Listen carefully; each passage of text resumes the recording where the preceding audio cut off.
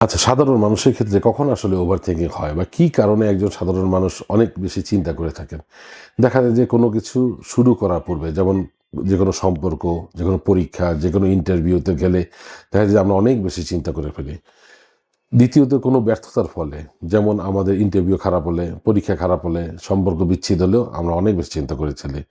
যদি আমরা ভবিষ্যৎ নিয়ে বেশি চিন্তাযুক্ত হই, পারিবারিক, অর্থনৈতিক কারণে যদি আমাদের সমস্যা হয়ে থাকে, তাইলেও আমরা ওভার থিংকিং করে থাকি। সবচেয়ে বেশি ওভার থিংকিং একজন মানুষ করে থাকে যখন রাতে ঘুমের আগে বিছানায় শুয়ে থাকে।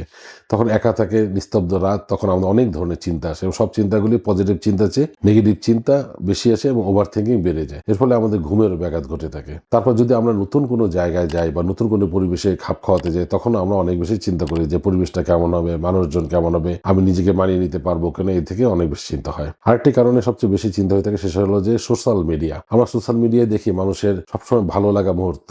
সব এই থেকে আমরা নিজেকে তুলনা করার চেষ্টা করি এবং আমাদের দুশ্চিন্তা আরও বেড়ে যায়। তো সবসময় যে সোশ্যাল মিডিয়ায় মানুষ তার ভালোর দিকটাই দেয়, কেউ কোনো সময় খারাপ দিক দেয় না।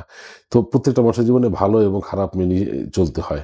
তো আপনাকে শুধু ভালো দিকটাকে নিজের সাথে তুলনা না করে দুশ্চিন্তা মুক্ত থাকতে হবে।